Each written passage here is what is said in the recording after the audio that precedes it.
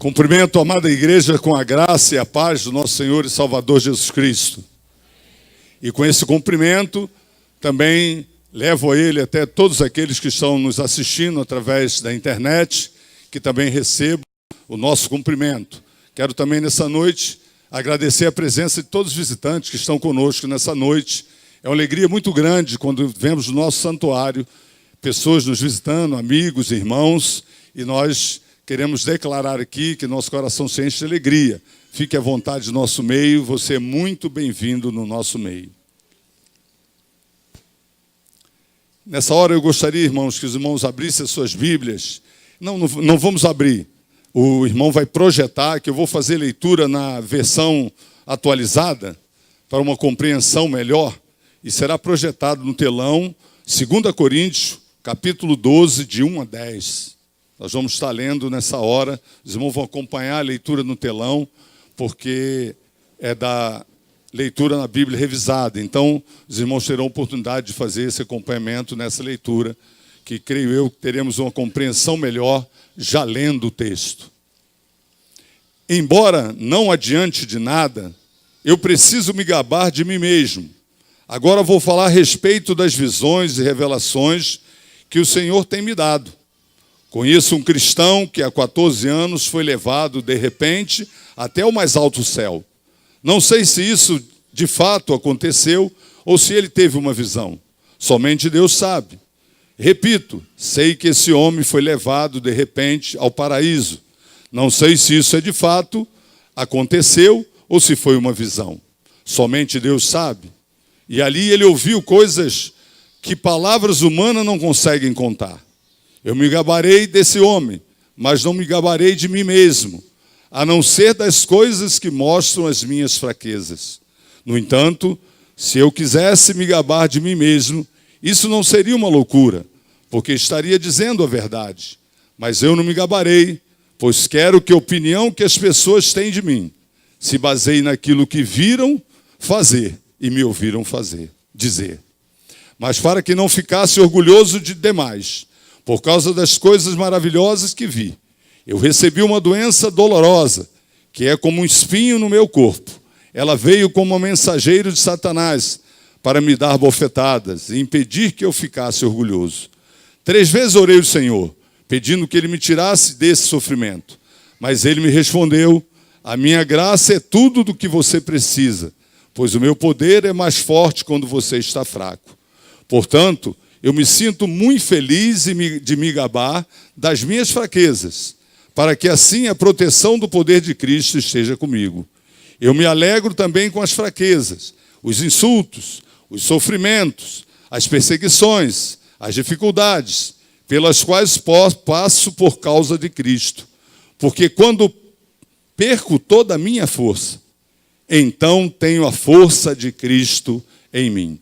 Nós vamos orar mais uma vez. Deus Todo-Poderoso, a Tua palavra foi lida e temos a certeza que por si só ela já está falando aos nossos corações. Precisamos da ação do Teu Santo Espírito nessa noite. Prepare os corações, usa a minha vida. De mim mesmo eu não posso fazer nada, mas estou aqui confiado no poder do Teu Santo Espírito, que tem o poder de convencer o homem do pecado e da justiça e do juízo.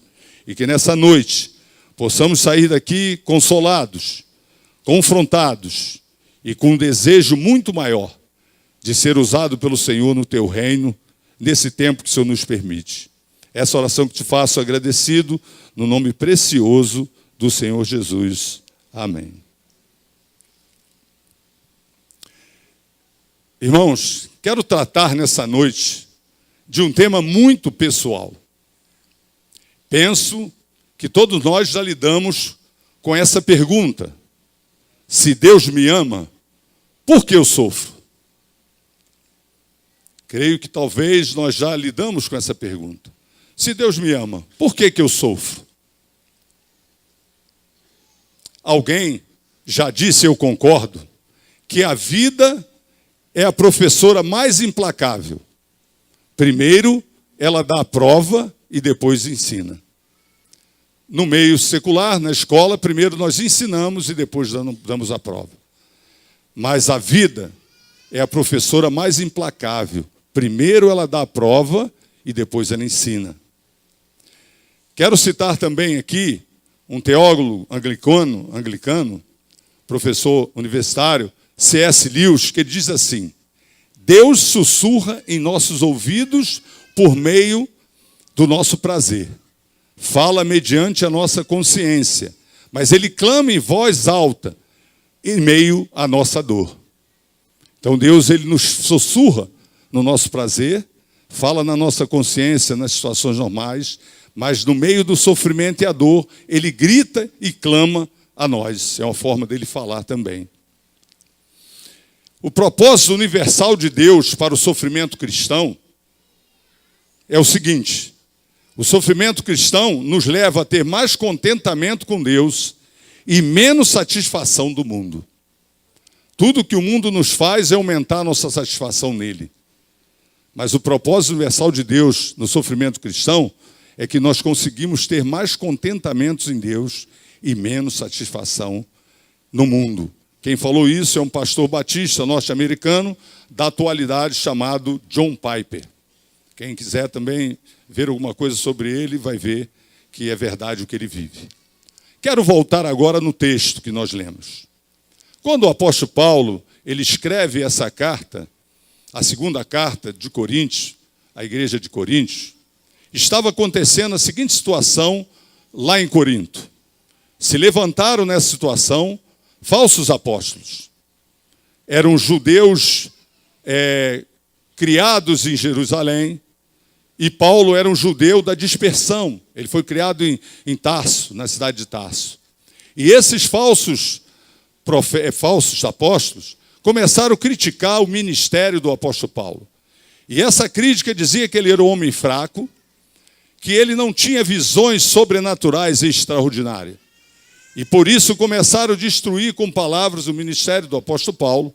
E ele, tomando ciência disso, ele então escreve essa carta, e esses 10 versículos do capítulo 12, ele vai tratar dessa forma. Primeiro, ele escreve isso de uma forma quase obrigada, porque ele tinha desejo de falar, não de si mesmo, mas de Jesus. Por isso que ele começa assim: existe um cristão que eu não sei se ele teve uma visão ou ele foi arrebatado ao terceiro céu, mas ele viu coisas que ele não tinha palavras para descrever. E eu me glorio desse homem, eu me gabo desse homem, mas eu poderia gabar de mim mesmo, porque esse homem sou eu, mas eu prefiro me alegrar nas minhas fraquezas. E ele continua então dizendo: ao descer, foi-me dado um espinho na carne, que é um fator que os estudiosos especulam. Se você ler Gálatas capítulo 4, do verso 14 a 16, dá uma pista que ele teve um problema físico dos olhos. Isso está relatado em Gálatas 4, de 14 a 16. Mas alguém especula que ele poderia ter tido uma malária, uma epilepsia, ou talvez ele relembrasse, durante a sua vida, Satanás vinha esbofeteá-lo, relembrando o período cruel que ele defendia o judaísmo e prendeu muitos cristãos. E ele apoiou a morte de Estevão. E alguém diz que, especulando, que esse espinho na carne poderia ser que, de repente, na sua mente vinha aquelas lembranças ruins do qual ele fazia na ignorância de Jesus. E por isso aquilo torturava ele, embora ele já sentisse perdoado por Jesus. Mas não é essa especulação, estou fazendo um comentário. Mas ele então diz que ele ora 3 vezes para Jesus, para Deus tirar esse espinho da carne. E aí Deus diz para ele: a minha graça é suficiente para você suportar isso. E ele então continua: com isso eu aprendi a ser feliz nas minhas fraquezas, nas minhas perseguições, dificuldades, por causa de Cristo. Porque quando perco toda a minha força, então tenho a força que Cristo em mim. Quando nós vemos esse contexto, porque ele escreve isso, eu quero destacar aqui que, depois de Jesus na Bíblia, eu creio que ninguém sofreu mais do que o apóstolo Paulo. Ele é um homem de dores. ele chega a dizer que ele trazia as marcas de Cristo nele. Ele era um homem que tinha experimentado tudo que poderia ser de dor, de sofrimento. Ele não falava do sofrimento, que ele se alegrava nas fraquezas. Teoricamente, ele falava que ele vivia esse sofrimento. E ele, então, diante dessa experiência, eu gostaria nessa noite de aprender através da vida do apóstolo Paulo alguns princípios que nos ajudará a lidar com o sofrimento. Se eu perguntar aqui no nosso santuário, a partir da minha vida, eu vou perguntar: existe alguém aqui com sofrimento, alguma dor? Não precisa mencionar, eu creio que existe dentre nós. E como lidar com esse sofrimento? Esse homem, servo do Senhor, um homem que na época dele, ele tinha um título que era uma das maiores coisas da vida, é ser um cidadão romano, porque Roma dominava o mundo existente. E ele, quando encontra com Jesus, ele sai de todo o seu apogeu, ele deveria ter empregados. Creio eu que um título, a função dele, talvez hoje fosse equivalente a um senador federal, um senador da nação. E ele deixa tudo isso pelo Evangelho, e ele passa essas dores, esses sofrimentos, e ele diz que eu consigo ficar feliz no sofrimento.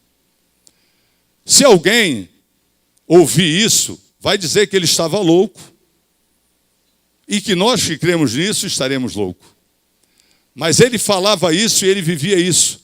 E nessa noite, Deus vai nos revelar alguns princípios, que através dele nós vamos ver, e o Espírito Santo de Deus vai agir na minha e na sua vida, para que nós possamos também lidar com o sofrimento e a dor, como o apóstolo Paulo lidou. O primeiro princípio que eu quero destacar aqui está no verso 7. Vamos ler o verso 7? O irmão vai projetando para nós. Mas para que não ficasse orgulhoso demais por causa das coisas maravilhosas que vi, eu recebi uma doença dolorosa, que é como um espinho no meu corpo. Ela veio como mensageiro de Satanás para me dar bofetadas e impedir que eu ficasse orgulhoso. Deus não desperdiça o sofrimento na vida dos seus servos. Então, se você hoje crê que nada acontece ao acaso, a Bíblia diz que nenhum fio de cabelo cai da cabeça de alguém que Deus não permita. Quando eu tenho conhecimento dessa palavra, e eu sei que nada está acontecendo ao acaso, eu posso crer que Deus não desperdiça o meu sofrimento e de alguma forma Ele está agindo nesse sofrimento, não para me destruir, não contra mim, mas ao meu favor, para que o seu desígnio, para que o seu plano se realize na minha vida.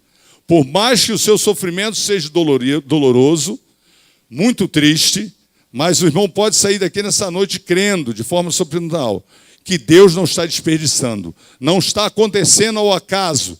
Deus tem um plano na sua vida, e através desse sofrimento, de alguma forma, Ele não está desperdiçando, e a seguir nós vamos ver o porquê.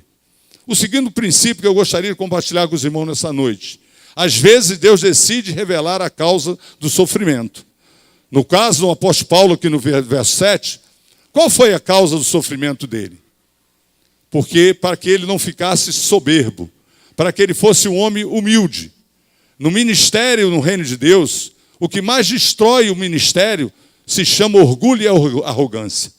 O dia que o servo do Senhor compreende que ele faz as coisas por ele mesmo, ou ele faz para ser melhor do que o outro, ou ele faz para aparecer, para ele ter algum destaque, essa é a queda no reino de Deus. E Deus, sabedor de tudo, disse para Paulo: Paulo, eu vou deixar esse espinho na sua carne, para que você não fique soberbo, porque é muito melhor você continuar lutando no meu reino, como você tem feito, sendo humilde, do que uma pessoa arrogante. Então Deus pode decidir revelar a causa do seu sofrimento, do meu sofrimento. No apóstolo Paulo ele revelou, mas ele pode também não revelar. Ele pode acontecer que ele não revele. E nós gostaríamos que nessa noite nós saímos aqui convictos que Deus, ele pode revelar a causa ou não. Mas se ele não revelar a causa do seu sofrimento, a graça dele vai te cobrir e fazer suportar esse sofrimento. E isso, irmão, pode ter convicção, Porque quem escreveu isso, inspirado por Deus, era um homem de sofrimento.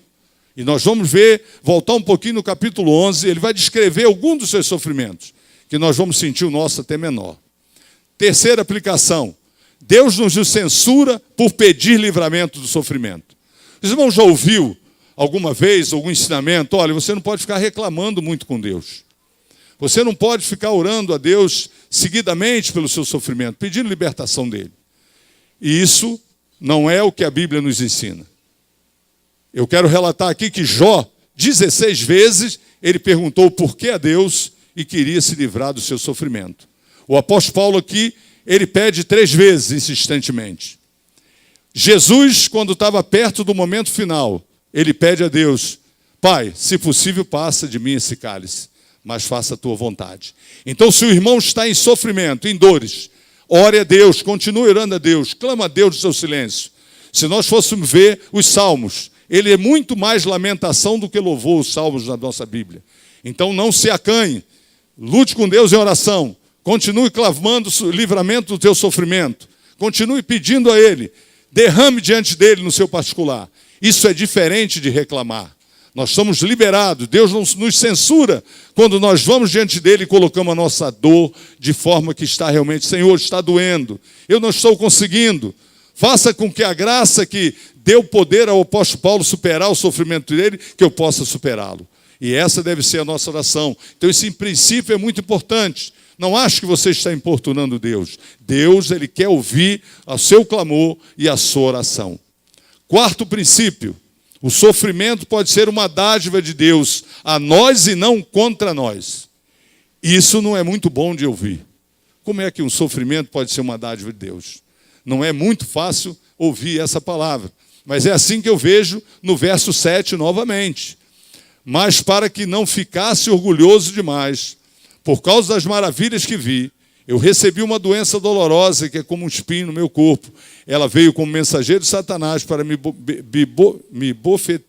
dar bofetadas e impedir que eu ficasse orgulhoso. A Bíblia nos ensina por diversas vezes que Deus, ele repudia o soberbo e ele tem prazer no humilde. Às vezes a soberba, a pessoa está no sofrimento e ele não detecta que ele é uma pessoa soberba. Eu encaro que a soberba é aquilo que você sempre está olhando o que acontece de bom no vizinho do lado. Você está sempre procurando fazer uma comparação. Por que comigo não acontece? Por que com fulano acontece? Por que tudo? E você começa a botar empecilho. Ele está conseguindo isso porque ele deve estar roubando, ele deve estar fazendo alguma coisa errada. E você começa com essa preocupação. No fundo, isso é um orgulho. Você queria estar no lugar dele e você nem percebe você está nesse orgulho. O do apóstolo Paulo era diferente. É que ele achasse por ele ter uma visão tão grande. Ele foi no terceiro céu. Né? Nós temos a nuvem, o primeiro céu, as estrelas, o terceiro céu, e o segundo céu, e o céu onde Deus está no seu trono, e onde estão aqueles que já partiram com Cristo, aguardando a volta de Jesus para ressuscitar primeiro. Então o homem que viu isso, e ele não conseguiu nem descrever o que ele viu, ele poderia se achar que ele era o super apóstolo. Mas aí Deus, que conhece o coração, fala para ele, olha, você vai continuar com esse espinho, porque eu quero que você não destrua o seu ministério. Eu quero que você seja uma pessoa humilde. E para nós hoje, qual é o ensinamento? Em tudo que vamos fazer, seja na vida secular, seja na igreja, seja aquelas posses que Deus tem para nos dar, e é tudo dele, ele vai dar. Não deixe a soberba crescer. Nunca faça uma comparação que você é melhor pelo que você é ou você tem. Porque a Bíblia, Deus nunca se agradou do soberbo, mas ele teve prazer no humilde. E por isso o apóstolo Paulo, então, no sofrimento dele, ele entendia que era uma dádiva de Deus. E muitas vezes Deus está te dando sofrimento porque é uma dádiva. Ele está querendo te livrar de alguma coisa que, embora doe, mas você pode continuar orando a Deus e pedindo livramento. Ele não vai ficar insatisfeito com você. O sofrimento pode ser uma dádiva de Deus a nós e não contra nós. Quinto princípio. Satanás pode até nos tocar com a permissão de Deus, mas não pode frustrar os planos de Deus na nossa vida. E aí, irmãos, isso é muito consolador. Nós temos essa essa possibilidade, esse entendimento, essa certeza que Satanás, ele pode até nos tocar com a permissão de Deus, mas ele não pode frustrar os planos de Deus. Isso foi visto na vida de Jó, e isso foi visto na vida de Paulo aqui no texto que nós lemos. Deus está no controle, trabalhando por você e não contra você. E até Satanás contribui para que o plano dele seja realizado. Mas tem algo importante que às vezes nós ouvimos. Tem pessoas que não crêem que Satanás existe e que ele está combatendo contra a criação de Deus e contra os filhos de Deus. Mas existe um outro grupo de pessoas que valorizam o poder extraordinário a Satanás, achando que esse poder não tem limite. Mas esse poder tem limite. Deus que controla esse poder dele. Ele pode tocar no servo do Senhor com a permissão do Senhor, nada mais que isso. Mas ele não pode frustrar os planos de Deus. E isso é maravilhoso, é consolador. Saber que o ataque de Satanás na nossa vida, ele não pode ir além do que Deus permitir. E mesmo que ele toque com permissão de Deus, os planos de Deus que tem na sua vida não serão frustrados. Porque, irmãos, é interessante, depois que nós aceitamos Jesus, ter um pensamento muito claro, que às vezes o dia a dia nos tira. O dia que você conhece Jesus como Salvador da sua vida, e a graça salvadora te alcança, que é o maior milagre aqui na terra, você passa a saber de onde você veio, o que você está fazendo aqui na terra e para onde você vai. Isso é muito maravilhoso, irmão. Os planos de Deus estão se cumprindo através da nossa vida, porque Ele quer nos usar no seu reino, mesmo quando eu sofro, mesmo quando você sofre. Ele quer usar no reino. Eu tenho exemplo aqui nessa igreja, de pessoas que viveram no sofrimento, mas Deus, através da vida daquele que está sofrendo, aonde ele está realizando coisas tremendas. Eu já atendi pessoas que foram salvas pelo uso dessa pessoa que está em sofrimento. Os desígnios de Deus, os planos de Deus jamais serão frustrados. E Ele vai usar a nossa vida. E Ele, em Batiba, nesse tempo, quer usar a minha vida. Porque Ele quer levar pessoas ao conhecimento e aceitação de Jesus. Ele quer deixar a pessoa livre quando nós somos livres nesse tempo. Nós não somos dominados mais pelo pecado. O pecado não faz parte no dia a dia. Mas se eu perguntasse a cada um dos irmãos para a minha vida, já teve algum tempo da minha vida sem Jesus que o pecado me dominava? Já teve.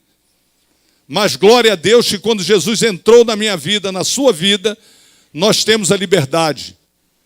Tudo me é lícito, mas nem tudo me convém. Eu posso decidir.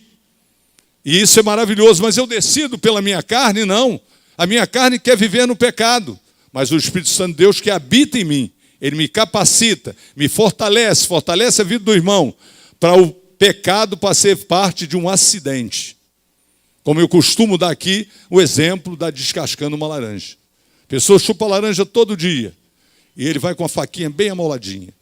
Ele vai descascando, num dia ele dá um cortezinho no dedo. Mas ele não corta o dedo todas as vezes que ele descasca a laranja. É um acidente. O pecado passa a ser um acidente na vida daquele que um dia, pela fé, creu e recebeu Jesus como Salvador. Mas o que é consolador, e glória a Deus por isso, é que Satanás não tem poder para frustrar os planos de Deus. E só pode nos tocar com a permissão de Deus. Sexto princípio, Deus nos assiste e conforta no sofrimento, verso 9. Quando eu leio o verso 9, eu vou ver isso claramente na vida do apóstolo Paulo. Olha o que diz na versão.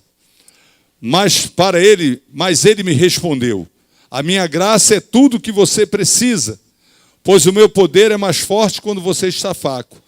Portanto, eu sinto muito feliz em me gabar das minhas fraquezas, para que assim a proteção do poder de Cristo esteja comigo. Deus não deu a resposta que Paulo queria. Paulo pediu o livramento do espinho na carne. Deus não deu esse livramento, mas Deus deu a força para que ele suportasse esse sofrimento. É esse que é o sobrenatural de Deus. Ele vai dar a força para você suportar. Você não vai saber nem explicar como você suporta, mas de repente você vai pegar, poxa, estou passando por esse sofrimento, eu deveria estar reclamando, não estou mais, porque a ação do Espírito Santo de Deus na nossa vida é sobrenatural, ela não tem explicação. Então, uma pessoa quebrantada, humilde, ela é poderosamente mais usada por Deus. Então Deus disse a Paulo, permanece aí com esse espinho, que eu quero que você seja uma pessoa humilde, porque uma pessoa humilde é muito mais poderosamente usado por Deus. Se Deus não tirar o espinho, Ele dá graça para você suportar o espinho. Os seus planos não serão frustrados. Ele dá capacidade para suportar o sofrimento. Porque o homem que escreveu isso, inspirado por Deus, ele tem uma lista aqui do sofrimento. E eu gostaria de que os irmãos lessem comigo, e o irmão vai projetar 2 Coríntios 4, 17 e 18, para nós vermos algo aqui que nos ajuda nessa graça que é capaz de fazer suportar o sofrimento. E a Bíblia diz assim: e essa pequena e passageira aflição que sofremos vai nos trazer uma glória enorme e eterna, muito maior que o sofrimento. O 18. Porque nós não prestamos atenção nas coisas que veem, mas nas que não veem. Pois o que pode ser visto dura apenas um pouco, mas o que não pode ser visto dura para sempre. E o apóstolo Paulo, quando ele teve aquela visão, ele pôde ver algo do céu, que ele não conseguia descrever. E nós estamos aqui na terra, e alguém um dia, um pensador disse, que nós precisamos viver o céu aqui, como nós estivéssemos uma antessala. E daqui a pouco nós vamos passar para essa sala. E vai ser descortinado aquilo que é o céu. E o céu nós podemos já começar a vivê-lo aqui. Com essa graça que o apóstolo Paulo viveu quando Deus responde para ele que ele tinha que continuar com o espinho na carne. E é essa graça que faz que nós não vamos ter olhos para o que acontece aqui. Mas a nossa visão vai ser para aquilo que nos espera.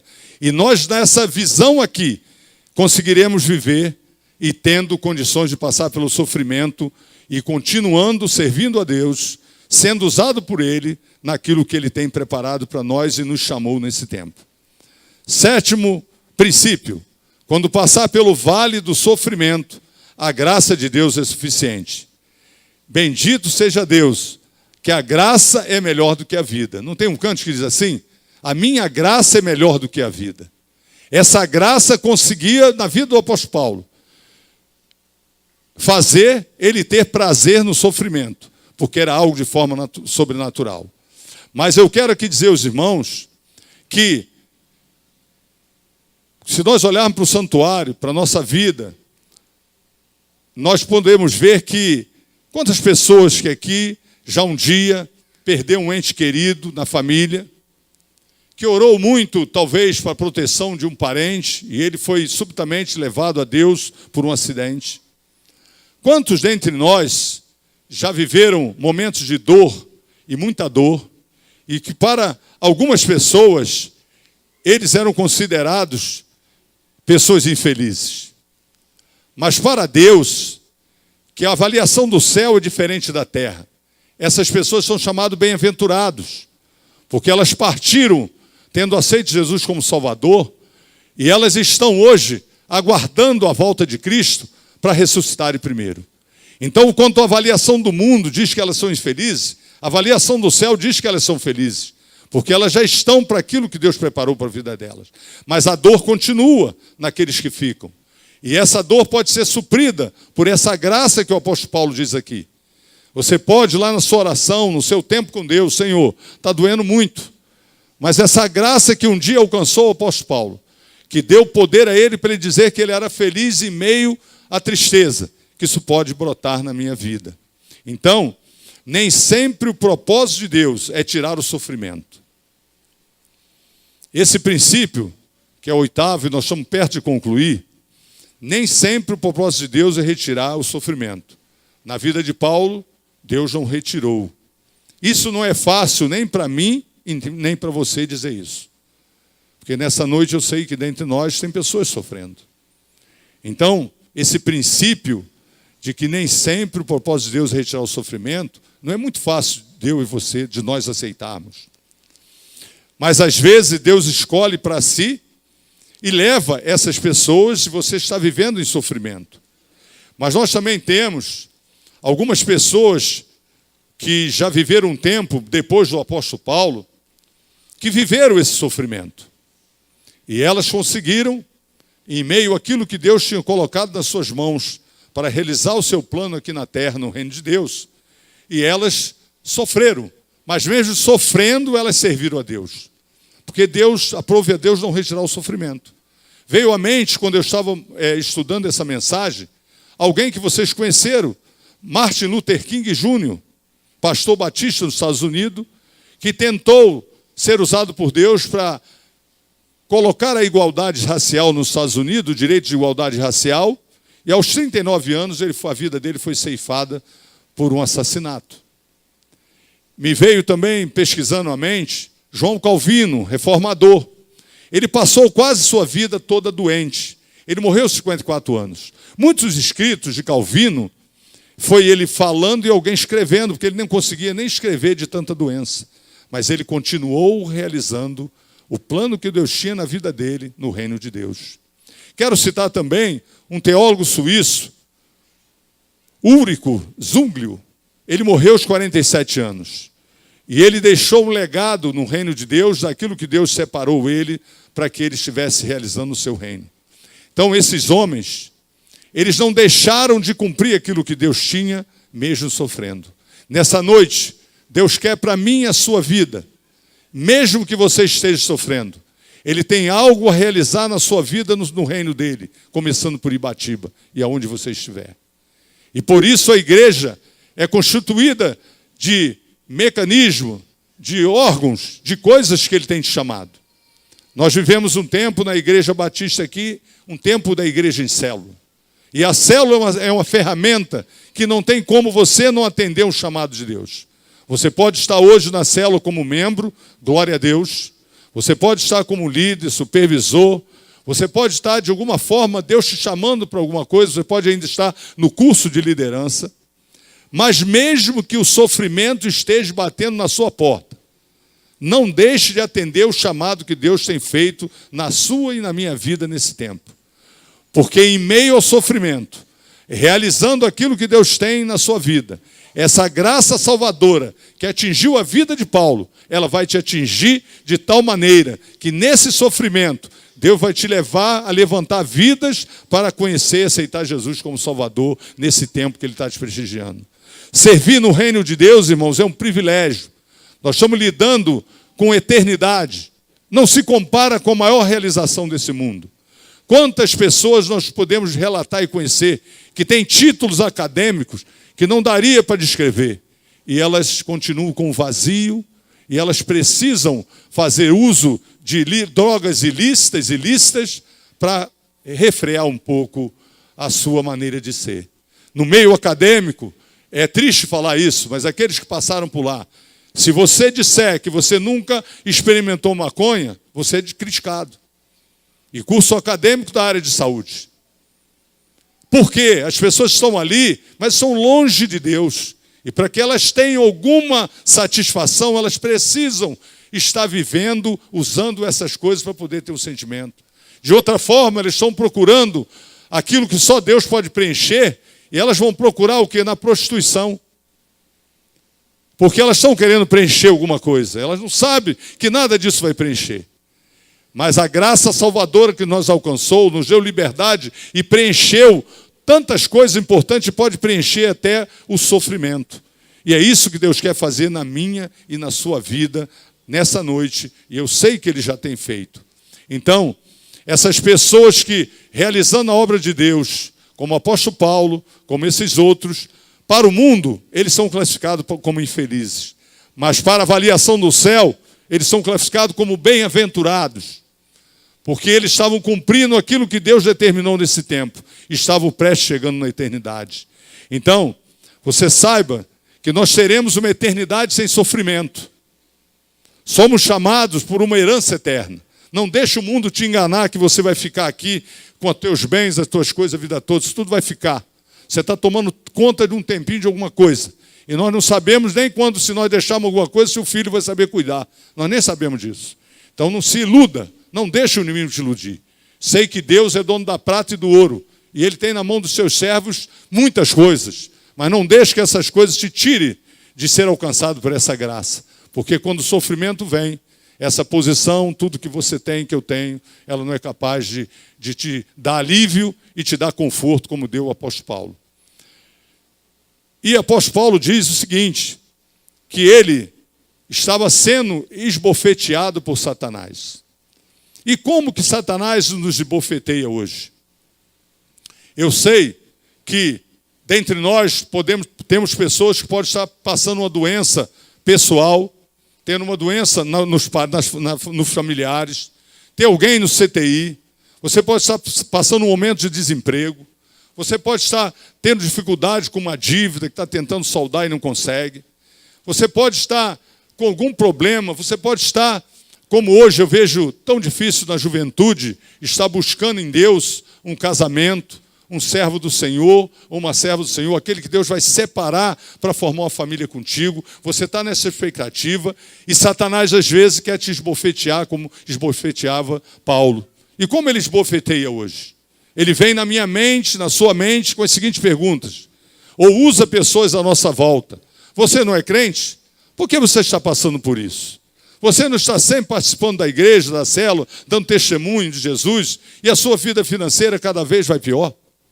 Você perdeu o emprego e você é fiel a Deus, por que isso? Isso é a maneira que Satanás quer nos esbofetear. O seu filho só tem dado problemas, você ainda não se casou, você é crente, seu marido apronta tudo com você, você é bom crente, mas faz tudo de acordo com a vontade de Deus e você só vive sofrendo. Essa é a esbofeteada de Satanás. Mas a minha palavra nessa noite, a palavra de Deus nessa noite, para mim e para você, é que quando esses pensamentos vierem, ou pessoas à sua volta falarem isso, você pode repreender em nome de Jesus. Amém, irmãos? Vocês podem repreender em nome de Jesus. Porque nós temos a herança de Deus. Nós temos algo maior do que tudo isso. Mas, de vez em quando, isso vai vir e querendo tirar você do foco, mas você pode repreender em nome de Jesus. Você pode dizer, o que eu estou aqui vivendo é temporal. O que me espera é eternidade. Eternidade não tem fim. Entra no seu quarto do silêncio. Senhor, capacita a minha vida. Tira esses sofismas, essas mentiras de Satanás da minha mente. Porque eu sei que eu sou escolhido do Senhor. Eu fui achado pelo Senhor e a sua graça me alcançou. E essa deve ser a nossa prática quando Satanás quiser vir esbofetear a mim e a sua vida. Então, às vezes, nesse momento em que Deus ele diz assim para mim e para você, eu não vou tirar o teu sofrimento, você vai ficar com ele. Muitas vezes, Deus está realizando o plano dele na nossa vida e nós não entendemos. Os irmãos, projeto para mim Gênesis 42, 36, eu estou quase encerrando, para ver como Deus estava realizando um grande plano na vida de Jacó. E Jacó não entendia naquele tempo, já tinha 22 anos, e ele estava reclamando nesse versículo. Então Jacó disse, vocês querem que eu perca todos os meus filhos? José não está mais com a gente, Simeão também não está. Agora vocês querem levar Benjamim, e quem sofre com tudo isso sou eu. Jacó estava nesse versículo reclamando quando o seu filho mais velho veio buscar Benjamim para levar a presença de José, para poder depois o povo de Deus ser livre da fome lá no Egito, porque ia ter uma fome de 7 anos. E nesse dia dessa reclamação, Jacó não tinha noção que o sofrimento dele, através desse sofrimento, da perda de José, de Simeão, e agora levando Benjamim, Deus ia levar o povo dele para chegar, para viver livre da fome durante 7 anos. E esse povo que veio da descendência dele, chegou até Jesus. Então, nessa reclamação de Jacó, que eu também posso estar reclamando, você em algum momento do sofrimento, Deus pode estar realizando um grande plano, como foi nesse momento. Jacó reclamava de algo, que ele ia ficar livre da fome 7 anos, seu povo. E esse povo, que Deus tinha separado, para trazer até José. Então, quando Deus disser não ao teu sofrimento, como disse a Paulo, Deus pode estar, através do seu cumprimento, traçando o desígnio dele para toda a eternidade e você está sendo somente um canal. A nossa felicidade não depende das circunstâncias. O verso 10 nos diz isso. Ele não depende das circunstâncias. A nossa felicidade não depende. Porque nós não andamos por vista, nós andamos por fé. 2 Coríntios 5, 7 nos diz isso. Então nós devemos andar por fé e não por vista. Por isso que a nossa felicidade não depende da circunstância. Mas se eu falar isso para o homem natural, ele vai dizer que eu estou louco, que nós estamos loucos. Mas a palavra de Deus diz em 1 Coríntios 2,14, que o homem natural, ele não entende, é loucura as coisas de Deus para ele. Porque ele não consegue entender, porque ela só pode ser discernida pelo Espírito. E só tem o Espírito Santo de Deus depois que nós aceitamos Jesus como Salvador. E nós então, quando chegarmos ao fim das nossas forças, o poder de Deus nos capacita a vivermos. E essa é a última aplicação que eu quero dizer nessa noite. Quando chegar ao fim das nossas forças, o poder de Deus nos capacita a vivermos. É isso que o apóstolo Paulo escreve aqui no final do verso 10. Porque quando perco toda a minha força, então a força de Cristo, então tenho a força de Cristo em mim. E quando chegar ao fim das nossas forças, nós já estivermos com o tanque vazio, nós não conseguimos mais fazer nada, Senhor, não tem mais. É essa hora que Deus vai agir na minha e na sua vida. E foi assim que Ele fez na vida do apóstolo Paulo, e Ele quer fazer na minha e na sua vida. Ele quer deixar você continuando de pé, em meio ao sofrimento, e realizando o que Deus te confiou.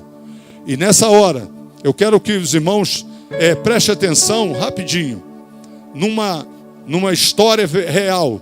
Nós estamos vendo até agora o ensinamento da Bíblia com o apóstolo Paulo, como a graça de Deus fez ele passar por sofrimento tendo felicidade. Agora eu quero contar uma história de um homem contemporâneo do ano de 1971, de quando ele, no maior sofrimento que eu creio que é para uma vida de uma pessoa, e ele repetiu na vida dele, essa graça salvadora fez ele passar por esse sofrimento. E eu quero dizer que existia, no ano de 1971, um advogado bem sucedido nos Estados Unidos, chamado Horatio Stanford.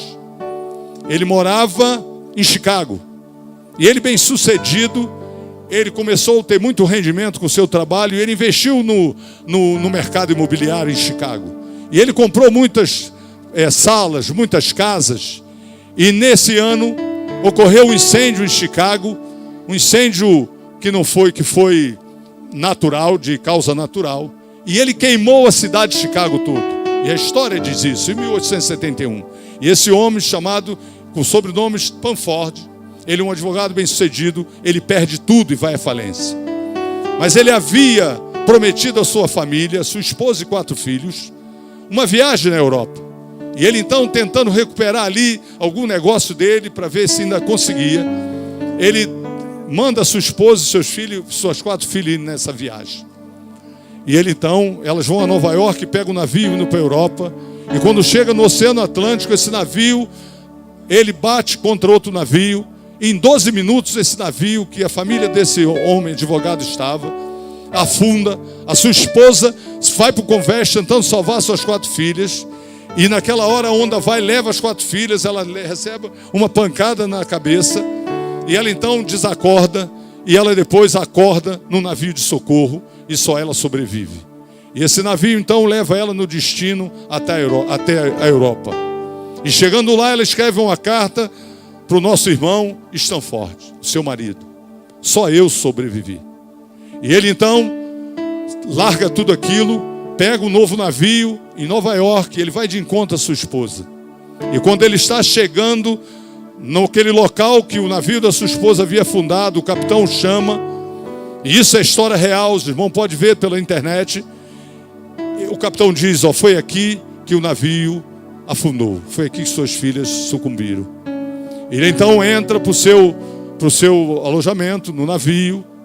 Então Deus dá a ele uma letra do hino 398 do nosso cantor cristão, que eu quero projetar nessa hora. Naquele momento, a graça salvadora que alcançou Paulo naquele dia, ele alcançou a vida desse homem. Ele escreve um hino que tem como título, Sou Feliz. E esse rascunho dessa letra existe hoje. Existe hoje. E ele põe o título nessa letra, ele diz, Sou Feliz. E ele fala assim, os irmãos vão acompanhar: se faz a mais doce, me deres gozar. Se dor a mais forte, sofrer. Ou seja o que for, tu me fazes saber que feliz com Jesus sempre sou. Pode passar, irmão. Sou feliz com Jesus, meu Senhor. E agora, a última estrofe que eu quero destacar. A vinda é o anseio do meu Salvador. Em breve virá me levar ao céu, onde vou para sempre morar, com remidos na luz do Senhor. Então ele, sabendo que as 4 filhas foram sucumbidas, alguém sem a graça salvadora de Deus alcançando, é capaz de escrever uma letra dessa? E ele escreve uma carta para sua irmã. E ele diz assim: eu sei que as minhas filhas, que são anjos, estão na eternidade. E eu dou glória a Deus e espero um dia estar na presença delas. E enquanto isso não acontece, eu vou viver para Jesus. Isso para um homem natural é loucura. Quem fala isso diz que é feliz com 4 filhos que morreram subitamente. Mas a graça salvadora que alcançou a vida de Paulo, alcançou a vida desse irmão nosso chamado Honorácio Spafford. E ele escreve isso. E como eu e você temos reagido ao meu sofrimento? Como você tem reagido ao meu sofrimento? Você tem reclamado? Você tem bramado? Ou você tem só falado com Deus? A graça que alcançou Paulo e alcançou esse homem, ela quer te alcançar e quer me alcançar. Porque é em meio à dor e o sofrimento que Deus realizou o projeto dele aqui na terra e tem realizado. Nós vimos ali Jacó reclamando. E através daquela reclamação, ele ia morrer de fome todo o seu povo. Ele passou 7 anos com alimento no Egito. Ele chorava porque seu filho tinha sumido. E ele achou que José tinha morrido. Mas José estava realizando os desígnios de Deus na sua vida. Então, se você está na dor, não fuja da igreja.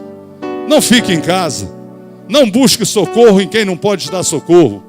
Não fique sem fazer aquilo que Deus tem confiado. Não desiste da sua liderança, do seu ministério como líder, como supervisor, do seu ministério aqui na igreja, na área de música, onde Deus tem te chamado. Não deixe o sofrimento te tirar, porque é no sofrimento que Deus realiza o desígnio dele na sua vida e na minha vida.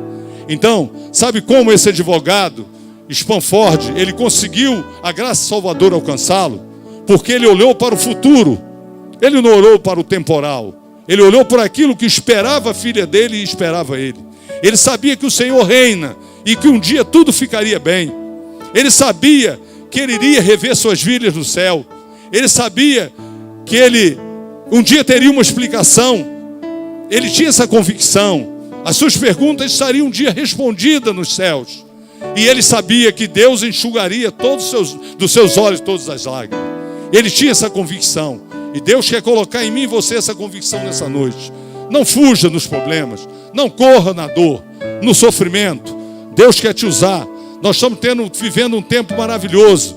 Que Deus, através da minha vida, Ele quer realizar os seus planos aqui.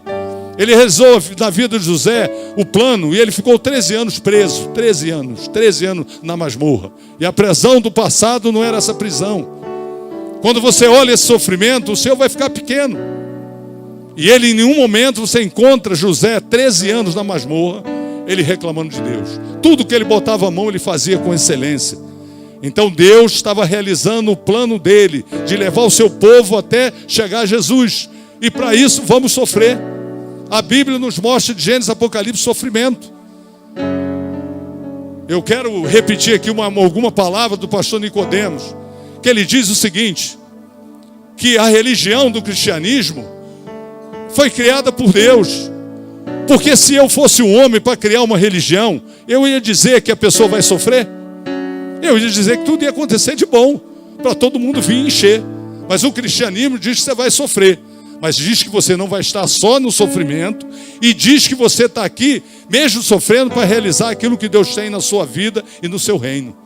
Por isso que o cristianismo é algo que Deus que criou. E não foi o homem que criou. Para resgatar a sua criatura e levar pessoas a habitar esse céu. Então, vocês viram como esse homem, com a perda das 4 filhas, ele venceu? Porque ele pensou no futuro, ele não pensou aqui. Ele tinha uma convicção que ele um dia encontrar suas filhas. E essa convicção é que eu e você, quando perdermos nossos entes queridos, nós estaremos com essa alegria, essa certeza, na dor, sofrendo, mas sabendo que um dia nós estaremos encontrando. E Deus vai enxugar toda a nossa lágrima e muitas respostas nós vamos ter.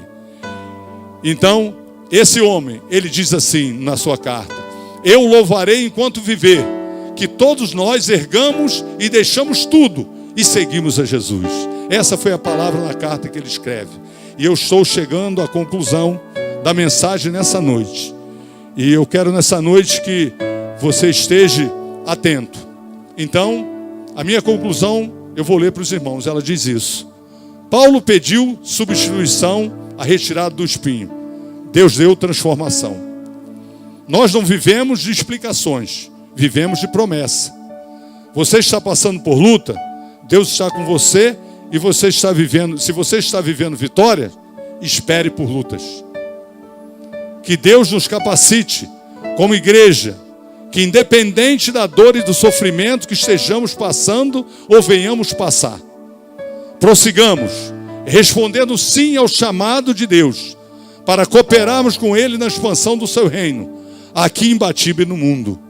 Porque Deus, Ele vai realizar coisas maiores que nós veremos, através da minha e da sua vida, mesmo em meio à dor. E nessa hora, eu peço que vocês abaixem as suas cabeças, e vocês vão estar fazendo um momento, uma reflexão, naquilo que eu vou estar aqui, fazendo um apelo. Deus me chama nessa noite a de alguma forma fazer um apelo. Da parte da mensagem, a dificuldade maior que eu tenho no apelo, mas Deus também me incomodado, e eu vou fazer, porque esse apelo Ele já fez a mim. Tem alguém passando por lutas e sofrimento aqui nessa noite? Precisando da graça que é melhor do que a vida? Tem alguém que tem consciência que é fraco e que a graça de Deus vai torná-lo forte? Tem alguém que quer receber o poder na fraqueza? Tem alguém que está vivendo um tempo de vitória, mas se viver um tempo de luta, quer receber essa graça que o apóstolo Paulo recebeu? Esse é o momento, estamos refletindo no que Deus nos falou nessa noite. E nessa noite, eu vou fazer um primeiro apelo. Se tem alguma pessoa dentre nós que ainda não conheceu e aceitou Jesus como Salvador da sua vida, e quer ter essa graça de Deus, para quando passar no sofrimento, suportar esse sofrimento.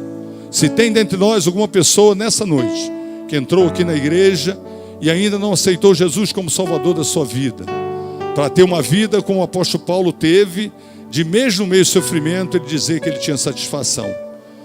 Onde estiver, poderia fazer um sinal para mim, levantando das suas mãos. Nós vamos estar orando por você depois do culto. O Espírito Santo de Deus é aquele que tem liberdade, Ele está tocando os corações, e nós cremos no seu poder. E se nessa noite tem alguém no santuário, aqui embaixo, na galeria, que ainda não foi alcançado pela graça salvadora, que a partir desse momento quer aceitar Jesus, para que depois que aceitá-lo, a graça que faz passar o sofrimento com alegria, inunde a sua vida, que possa levantar uma das suas mãos, fazendo essa declaração que nós vamos orar por você. Tem alguém dentre nós, tem alguém nessa noite que quer aceitar Jesus como Salvador, que quer reconhecê-lo como Salvador? Faz um sinal que nós vamos orar por você. Se não tem ninguém nessa noite, nós vamos então nessa noite fazer o segundo apelo. Esse apelo agora é para você que já recebeu Jesus como Salvador, está vivendo um sofrimento e quer que essa graça que alcançou a vida de Paulo alcance a sua vida, que quer a força necessária para continuar realizando aquilo que Deus tem te chamado no seu reino. Se você está sofrendo, está tendo lutas e quer que essa graça te alcance no seu lugar onde você estiver, você vai ficar de pé e nós vamos orar por você. Se você quer receber essa graça que capacita, essa graça, glória a Deus, essa graça que vai te dar força a suportar o sofrimento, essa graça que o apóstolo Paulo suportou, essa graça que o advogado lá de Chicago suportou a morte de suas 4 filhas. Se você quer receber essa graça que capacita no sofrimento, e você nessa noite pode ficar de pé e nós vamos estar orando por você. Glória a Deus, glória a Deus. É Ele que faz a obra. Eu já me encontro precisando dessa graça. Eu preciso e eu quero também que essa graça me alcance, porque ela é sobrenatural, não tem explicação porque ela alcança. E nós nessa noite vamos então fazer uma oração. Aqueles irmãos, mesmo de pé onde estão, eu entendo que é na fraqueza que o poder de Deus se manifesta. E essa graça que nós não conseguimos explicar, que é loucura para o homem natural, sentir prazer em meio ao sofrimento. Ela alcançou a vida do apóstolo Paulo, de muitos servos do Senhor, alcançou a vida do nosso irmão de Chicago, e Deus quer nessa noite te capacitar, se você está em algum sofrimento, a receber essa graça e continuar firme naquilo que Deus tem te confiado, não ficando em casa, não abandonando aquilo que Deus tem feito. E nós então louvamos a Deus e vamos então orar a Deus e entregar a vida dos irmãos que assim fizeram nessa noite. Deus Todo-Poderoso, nós estamos diante do Senhor nessa noite, certo, Senhor Deus, que a Tua palavra é viva e eficaz. Nós quando aqui chegamos, Senhor Deus, nós sabemos que por nós mesmos nós não temos condições de fazer nada. Muitas vezes aqui diante da Tua palavra nós nem sabemos e não falamos nem aquilo que planejamos falar. Mas nós cremos no poder, na ação sobrenatural do Teu Santo Espírito. Por isso que aqui nós estamos. E nessa noite, Senhor Deus, nós precisamos do Senhor. Irmãos se levantaram, querendo ser inundados por essa graça que um dia alcançou a vida de tantos servos do Senhor, alcançou a vida do apóstolo Paulo, que em meio ao sofrimento, pôde dizer que era feliz em meio ao sofrimento, que tinha satisfação no sofrimento. Isso que é loucura para o homem natural. Mas nós que temos o Espírito Santo de Deus entendemos que isso é possível. E nessa noite, nos inunde com essa graça.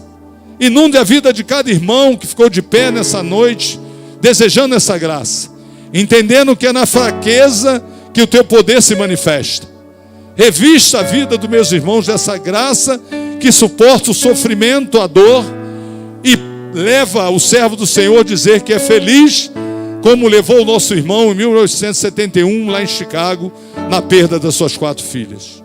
Deus Todo-Poderoso, nós cremos que o Senhor tem um poder nessa noite, e nós te pedimos que o Teu Santo Espírito nos capacite com essa graça, para que no meio da dor, do sofrimento, nós possamos continuar realizando a Tua obra, realizar aquilo que o Senhor tem separado para cada um de nós, para que através da nossa vida, do nosso testemunho, pessoas conheçam a Cristo como Salvador, e o aceite, Senhor Deus, e venham fazer parte do reino de Deus, possam ter os seus nomes escritos no livro da vida, e possam viver aqui nesse tempo, mas já numa antessala, para passar para a sala que é o céu. Deus Todo-Poderoso, eu te louvo nessa noite pela manifestação do Teu Santo Espírito no nosso meio, por aquilo que o Senhor fez nas nossas vidas. E entrego a vida de cada irmão, a minha vida nas Tuas mãos, a vida dos nossos visitantes.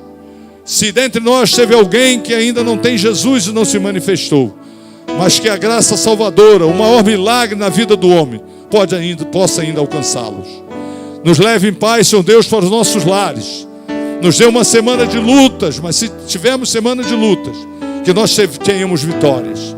Dirija nossas vidas. Nós queremos entender o Teu plano através da nossa vida, para a realização do Teu plano através da nossa vida. Nós queremos entender e perceber isso, como José ali percebeu aqueles 13 anos na masmorra. Senhor Deus, capacite a nossa vida. Continue abençoando a Tua igreja nessa tarefa tão grandiosa e maravilhosa de ser usada por Senhor nesse tempo. Essa é a oração que nós fazemos nessa hora, agradecidos. No nome precioso do Senhor Jesus. Amém e amém. Podei-vos assentar.